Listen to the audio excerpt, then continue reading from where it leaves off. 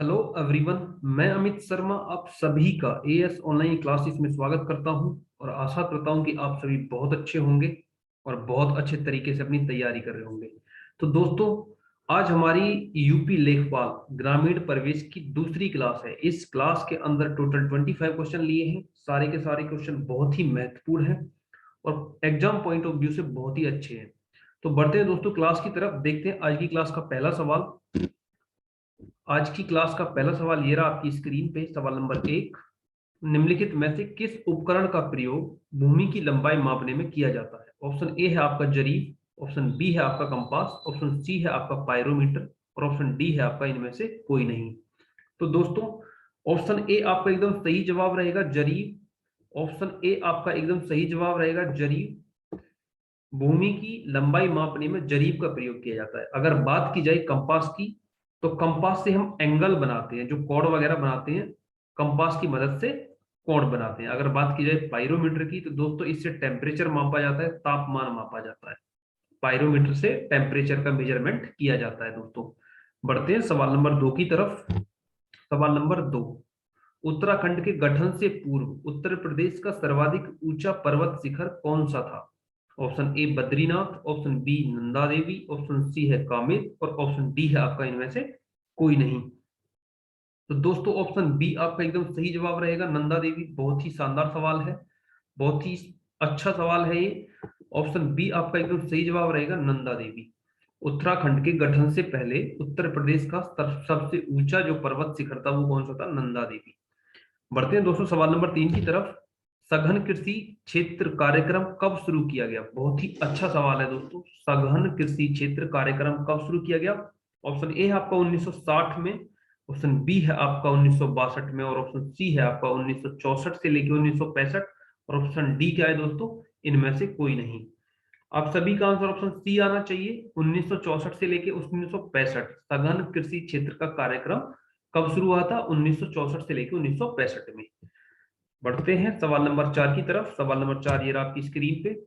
सघन पशु विकास कार्यक्रम कब शुरू किया गया? सघन पशु विकास कार्यक्रम कब शुरू किया गया? ऑप्शन ए 1975 में, ऑप्शन बी है आपका 1980 में, ऑप्शन सी है आपका 1964 से लेके 1965 में और ऑप्शन डी है आपका इनमें से कोई नहीं। दोस्तों ऑप्शन सी आपका एकदम सही जवाब रहेगा। Option C the right answer. Option C आपका एकदम सही जवाब रहेगा। 1964 से लेकर 1965 में पशु सघन विकास कार्यक्रम शुरू किया गया था। बढ़ते हैं सवाल नंबर 5 की तरफ। प्रसिद्ध अलोपी देवी का मंदिर कहाँ स्थित है? बहुत ही जानदार सवाल है। प्रसिद्ध अलोपी देवी का मंदिर कहाँ स्थित है? ऑप्शन ए प्रयागराज में, ऑप्शन बी है आपका कानपुर में, ऑप्शन सी है आपका मथुरा में, ऑप्शन डी क्या है दोस्तों? इनमें से कोई नहीं।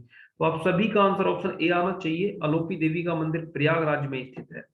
Option A is the right answer, Prayagraj आप सभी का सही जवाब रहेगा। बढ़ते हैं सवाल नंबर 6 की तरफ। भारत में सामान्यतः खेती भारत में सामान्यतः खेती की कौन सी पद्धति अपनाई जाती है? ऑप्शन ए शुष्क खेती, ऑप्शन बी है आपका मिश्रित खेती, ऑप्शन सी है आपका रैंचिंग खेती, ऑप्शन डी है इनमें से कोई नहीं। दोस्तों ऑप्शन सी क्या है आपका? रैंचिंग खेती। ऑप्शन डी है इनमें से कोई नहीं। ऑप्शन बी है आपका मिश्रित खेती, ऑप्शन ए है आपका शुष्क खेती। सही जवाब क्या होगा? आप सभी के सभी कमेंट करके बताएंगे। आप सभी का ऑप्शन बी, ऑप्शन बी जवाब आना चाहिए। Option B the right answer, मिश्रित खेती। भारत भारत के अंदर में मिश्रित खेती होती है। अगर शुष्क खेती की बात करी जाए, शुष्क खेती कहाँ पे होती है? जहां पे 75 सेंटीमीटर से कम वर्षा होती है, वहां पे कौन सी खेती होती है? शुष्क खेती। जहां पे 75 सेंटीमीटर से वर्षा कम होती है जिस क्षेत्र में। बढ़ते हैं सवाल नंबर 7 की तरफ। उत्तर प्रदेश के उत्तरी भाग को निम्नलिखित में से किस देश की सीमा स्पर्श करती है? ऑप्शन ए है आपका चीन, ऑप्शन बी क्या है दोस्तों? आपका नेपाल, ऑप्शन सी है आपका पाकिस्तान और ऑप्शन डी है आपका इनमें से कोई नहीं। तो दोस्तों आप सभी का आंसर ऑप्शन बी आना चाहिए। ऑप्शन बी आपका एकदम सही जवाब रहेगा। नेपाल के साथ में उत्तर प्रदेश की सीमा लगती है। अगर पूछा जाए कि कितने किलोमीटर की सीमा लगती है, तो आप सभी का आंसर 540 आना चाहिए। उत्तर प्रदेश नेपाल के साथ में 540 किलोमीटर की सीमा साझा करता है। बढ़ते हैं दोस्तों सवाल नंबर 8 की तरफ। सावित्री बाई फूले गरीब बालिका शिक्षा योजना किस वर्ष शुरू की गई? सावित्री बाई फूले गरीब बालिका शिक्षा योजना किस वर्ष शुरू की गई? ऑप्शन ए आपका 2015 में, ऑप्शन बी है आपका 2011 में, ऑप्शन सी है आपका 2009 में, और ऑप्शन डी क्या है? इनमें से कोई नहीं। दोस्तों ऑप्शन डी है आपका इनमें से कोई नहीं। आप सभी का आंसर ऑप्शन सी आना चाहिए। ऑप्शन सी आपका एकदम सही जवाब रहेगा। Option C the right answer. बढ़ते हैं दोस्तों सवाल नंबर 9 की तरफ। जैन तीर्थकर पार्श्वनाथ का जन्म कहाँ हुआ था? ऑप्शन ए लखनऊ में, ऑप्शन बी है आपका मथुरा में, ऑप्शन सी है आपका काशी में, ऑप्शन डी है आपका इनमें से कोई नहीं। दोस्तों पार्श्वनाथ का जन्म काशी में हुआ था। ऑप्शन सी आपका एकदम सही जवाब रहेगा। Option C is the right answer. बढ़ते हैं सवाल नंबर 10 की तरफ। सिराज ए हिंद किस नगर का उपनाम है? सिराज ए हिंद किस नगर का उपनाम है? Option A Lucknow, option B है आपका मथुरा, ऑप्शन सी है आपका जौनपुर, और ऑप्शन डी क्या है? इनमें से कोई नहीं।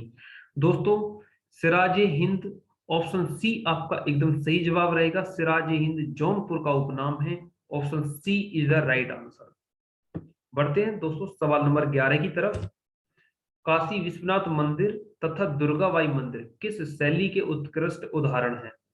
ऑप्शन ए नागपुर शैली के, ऑप्शन बी क्या है दोस्तों? मथुरा शैली के, ऑप्शन सी है आपका नागपुर शैली के। तो दोस्तों काशी विश्वनाथ मंदिर और दुर्गाबाई मंदिर आपके नागर शैली के उत्कृष्ट उदाहरण हैं। ऑप्शन सी आपका एकदम सही जवाब रहेगा, नागर शैली। बढ़ते हैं सवाल नंबर 12 की तरफ। निम्नलिखित में से कौन सा लोक नृत्य ब्रज क्षेत्र का है? कौन सा लोक नृत्य ब्रज क्षेत्र का है? ऑप्शन ए जोगिनी लोक नृत्य, ऑप्शन बी है आपका नटवरी लोक नृत्य, ऑप्शन सी है आपका चरकुला लोक नृत्य, और ऑप्शन डी है आपका इनमें से कोई नहीं। दोस्तों आप सभी का आंसर ऑप्शन सी आना चाहिए, चरकुला लोक नृत्य। आप सभी का सही जवाब रहेगा। Option C is the right answer. बढ़ते हैं सवाल नंबर 13 की तरफ।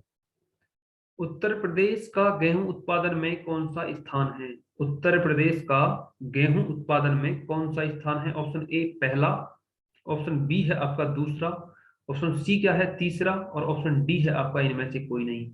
दोस्तों उत्तर प्रदेश का गेहूं उत्पादन की दृष्टि से कौन सा स्थान है? ऑप्शन ए पहला। ऑप्शन ए आपका एकदम सही जवाब रहेगा। उत्तर प्रदेश का गेहूं उत्पादन में पहला स्थान है। अगर पूछा जाए कि उत्तर प्रदेश का चावल उत्पादन में कौन सा स्थान है, तो चावल उत्पादन में उत्तर प्रदेश का दूसरा स्थान है। पहले स्थान पे कौन है? आपका पश्चिम बंगाल। अगर बात की जाए कि गन्ना उत्पादन में पहला स्थान किसका है, तो गन्ना उत्पादन में पहला स्थान उत्तर प्रदेश का है। अगर बात की जाए कि आलू उत्पादन में सबसे पहला स्थान किसका है, तो आलू उत्पादन में भी उत्तर प्रदेश का स्थान पहला है। बढ़ते हैं दोस्तों सवाल नंबर 14 की तरफ। महोवा किसकी खेती के लिए प्रसिद्ध है? महोवा किसकी खेती के लिए प्रसिद्ध है? ऑप्शन ए चाय, ऑप्शन बी पान, ऑप्शन सी अफीम, और ऑप्शन डी इनमें से कोई नहीं। दोस्तों महोवा ऑप्शन बी आपका एकदम सही जवाब रहेगा। महोवा पान की खेती के लिए प्रसिद्ध है। ऑप्शन बी आपका एकदम सही जवाब रहेगा। बढ़ते हैं दोस्तों सवाल नंबर 15 की तरफ। गोकुल पुरस्कार किस योजना से संबंधित है? गोकुल पुरस्कार किस योजना से संबंधित है? ऑप्शन ए आपका खाद्य उत्पादन से, ऑप्शन बी है आपका मसाला उत्पादन से, ऑप्शन सी है आपका दूध उत्पादन से, और ऑप्शन डी है आपका इनमें से कोई नहीं। दोस्तों गोकुल पुरस्कार योजना आपकी ऑप्शन सी दूध उत्पादन से संबंधित है। ऑप्शन सी आपका एकदम सही जवाब रहेगा। Option C is the right answer. बढ़ते हैं दोस्तों सवाल नंबर 16 की तरफ। भारत में भूदान आंदोलन किसके द्वारा शुरू किया गया? ऑप्शन ए आपका महात्मा गांधी, ऑप्शन बी है आपका जयप्रकाश नारायण, ऑप्शन सी है आपका संत विनोबा भावे, और ऑप्शन डी है आपका इनमें से कोई नहीं। बहुत ही शानदार सवाल है दोस्तों, बहुत ही अच्छा सवाल है इस वीडियो का। ऑप्शन सी आप सभी का आंसर आना चाहिए, संत Vinoba Bhave. Option C the right answer, संत विनोबा भावे। भूदान आंदोलन संत विनोबा भावे जी ने शुरू किया था। ऑप्शन सी आपका एकदम सही रहेगा। दोस्तों देखिएगा सवाल नंबर 17। झूला होरी रसिया उत्तर प्रदेश के किस क्षेत्र के लोकगीत हैं? झूला होरी रसिया उत्तर प्रदेश के किस क्षेत्र के लोकगीत हैं? Option A Braj, option B है आपका बुंदेलखंड, ऑप्शन सी है आपका पूर्वांचल, और ऑप्शन डी है आपका इनमें से कोई नहीं। दोस्तों आप सभी का सही जवाब ऑप्शन ए रहेगा, ब्रज क्षेत्र के लोकगीत है ये। Option A is the right answer. Braj क्षेत्र आप सभी का एकदम सही जवाब रहेगा। बढ़ते हैं सवाल नंबर 18 की तरफ। केसर के पौधे का कौन सा भाग उपयोग में लाया जाता है? केसर के पौधे का कौन सा भाग उपयोग में लाया जाता है? ऑप्शन ए पत्ती, ऑप्शन बी है आपका बाहादाल, ऑप्शन बी है वर्तिकाग्र, ऑप्शन डी है आपका इनमें से कोई नहीं। तो दोस्तों ऑप्शन सी आपका एकदम सही जवाब रहेगा, वर्तिकाग्र। Option C is the right answer. केसर के पौधे का कौन सा भाग है? वर्तिकाग्र। बढ़ते हैं सवाल नंबर 19 की तरफ। निम्नलिखित में से कौन सा अम्लीय धरती पर सफलता से उगाया जा सकता है? निम्नलिखित में से कौन सा अम्लीय धरती पर सफलता से उगाया जा सकता है? ऑप्शन ए है आपका खीरा, ऑप्शन बी है आपका फली, ऑप्शन सी है आपका तरबूज, और ऑप्शन डी है आपका इनमें से कोई नहीं। दोस्तों आप सभी का आंसर ऑप्शन सी आना चाहिए। Option C is the right answer. तरबूज को अम्लीय धरती पर सफलता से उगाया जा सकता है। अगर बात की जाए कि अम्लीय अम्लीय होता क्या है, जिसका पीएच 7 से कम होगा उसे अम्लीय बोलेंगे, और जिसका पीएच 7 से ज्यादा जाएगा उसको क्षारीय बोलेंगे। दोस्तों तरबूज को अम्लीय धरती पर सफलता से उगाया जा सकता है। अगर बात की जाए खीरा की और फली की, तो इन दोनों को अम्लीय धरती पर नहीं उगाया जा सकता। बढ़ते हैं सवाल नंबर 20 की तरफ। भूमि का उपयोग करने के एवज में किसानों से वसूल किया जाने वाला कर कौन सा है? भूमि का उपयोग करने के एवज में किसानों से वसूल किया जाने वाला कर कौन सा है? ऑप्शन ए है आपका आयकर, ऑप्शन बी है आपका विक्रिय कर, ऑप्शन सी है आपका लगान, और ऑप्शन डी है आपका इनमें से कोई नहीं। दोस्तों आप सभी का आंसर ऑप्शन सी आना चाहिए। ऑप्शन सी लगान। लगान आपका एकदम सही जवाब रहेगा। भारत में आजादी से पहले भारत में आजादी से पहले कर वसूल किया जाता था, टैक्स वसूल किया जाता था, जिसका नाम था लगान। लेकिन आजादी के बाद 15 अगस्त 1947 से इस टैक्स को खत्म कर दिया गया, पूर्ण रूप से खत्म कर दिया गया। दोस्तों बढ़ते हैं सवाल नंबर 21 की तरफ। जावो ग्रामीण खेती का तरीका कहां कहां अपनाया जाता है? बहुत ही अच्छा सवाल है। जावो ग्रामीण खेती का तरीका कहां कहां अपनाया जाता है? ऑप्शन ए उत्तराखंड में, ऑप्शन बी है आपका नागालैंड में, ऑप्शन सी है आपका हिमाचल प्रदेश में, और ऑप्शन डी है आपका इनमें से कोई नहीं। दोस्तों जावो कहां पे अपनाया जाता है? नागालैंड आपका एकदम सही जवाब रहेगा। Option B the right answer. जावो ग्रामीण खेती का तरीका नागालैंड में अपनाया जाता है। बढ़ते हैं सवाल नंबर 22 की तरफ। निम्नलिखित में से कौन ग्रामीण क्षेत्र का जमीनी कार्यकर्ता होता है? निम्नलिखित में से कौन ग्रामीण क्षेत्र का जमीनी कार्यकर्ता होता है? ऑप्शन ए कानून गो, ऑप्शन बी है आपका लेखपाल, और ऑप्शन सी है आपका इन तहसीलदार, और ऑप्शन डी है इनमें से कोई नहीं। तो दोस्तों जमीनी कार्यकर्ता होता है आपका लेखपाल। ऑप्शन बी आपका सवाल नंबर 22 के लिए एकदम सही जवाब रहेगा, लेखपाल। Option B the right answer. Option B आपका एकदम सही जवाब रहेगा। दोस्तों आप सभी को पता होना चाहिए कि लेखपाल से पहले इस पद का नाम क्या था? इस पद का नाम था पटवारी, जिसे किसने खत्म किया था? अटल बिहारी वाजपेयी जी ने पटवारी का नाम बदल के क्या रख दिया था? लेखपाल। दोस्तों बढ़ते हैं सवाल नंबर 23 की तरफ। निम्नलिखित में से किसमें प्रोटीन सर्वाधिक मात्रा में पाई जाती है? निम्नलिखित में से किसमें प्रोटीन सर्वाधिक मात्रा में पाई जाती है? ऑप्शन ए है आपका सोयाबीन, ऑप्शन बी है आपका अंडा, ऑप्शन सी है आपका चना, और ऑप्शन डी है इनमें से कोई नहीं। तो दोस्तों बात की जा रही है प्रोटीन की, तो प्रोटीन सर्वाधिक मात्रा में किसमें पाया जाता है? सोयाबीन में। ऑप्शन ए आपका एकदम सही जवाब रहेगा। सोयाबीन में 45% प्रोटीन पाया जाता है। अगर बात की जाए अंडे की, तो अंडे में प्रोटीन सोयाबीन से कम पाया जाता है। तो दोस्तों बढ़ते हैं सवाल नंबर 24 की तरफ। सवाल नंबर 24 ये रहा आपकी स्क्रीन पे। झूम खेती किन क्षेत्रों में होती है? झूम खेती किन क्षेत्रों में होती है? ऑप्शन ए आपका मध्य प्रदेश में, ऑप्शन बी है आपका राजस्थान में, ऑप्शन सी है आपका पूर्वोत्तर प्रदेशों में, और ऑप्शन डी क्या है दोस्तों? इनमें से कोई नहीं। तो झूम खेती है आपकी पूर्वोत्तर प्रदेशों में होती है। ऑप्शन सी आपका एकदम सही जवाब रहेगा, पूर्वोत्तर प्रदेशों में। Option C the right answer दोस्तों। बढ़ते हैं सवाल नंबर 25 की तरफ। सवाल नंबर 25। आयरन की सर्वाधिक मात्रा निम्नलिखित में से किस में पाई जाती है? आयरन की सर्वाधिक मात्रा निम्नलिखित में से किस में पाई जाती है? ऑप्शन ए है आपका सेब में, ऑप्शन बी है आपका आंवला में, ऑप्शन सी है आपका लीची में, और ऑप्शन डी है दोस्तों आपका इनमें से कोई नहीं।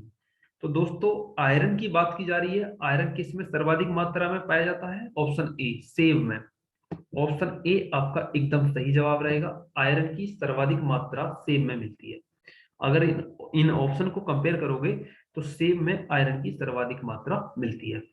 दोस्तों, इस वीडियो के अंदर टोटल 25 क्वेश्चन थे, सारे के सारे क्वेश्चन कंप्लीट हो गए। मुझे उम्मीद है कि ये सारे के सारे क्वेश्चन आपको बहुत अच्छे से समझ में आए होंगे, सारे के सारे क्वेश्चनों को आपने बहुत अच्छे से किया होगा। तो दोस्तों, मैं आपको बता दूं, मैथ की, रीजनिंग की और हिंदी की क्लास बहुत जल्द हमारे चैनल एएस ऑनलाइन क्लासेस पे टॉपिक वाइज स्टार्ट होने वाली है। टॉपिक वाइज ये तीनों क्लास स्टार्ट होने वाली है, मैथ की, रीजनिंग की, हिंदी की। तो दोस्तों, अगर आप अभी तक हमारे साथ नहीं जुड़े हो तो जुड़ जाइएगा। अगर आपने अभी तक हमारा चैनल सब्सक्राइब नहीं किया है तो चैनल को सब्सक्राइब कर दीजिएगा। और दोस्तों, अगर ये वीडियो आपको अच्छा लगा है तो इस वीडियो को लाइक करें और अपने दोस्तों के साथ में अपने स्टडी ग्रुप में शेयर करें। दोस्तों, मिलते हैं नेक्स्ट वीडियो में, तब तक अपना ख्याल रखिएगा। आज की वीडियो में इतना ही। थैंक यू दोस्तों। जय हिंद, जय भारत।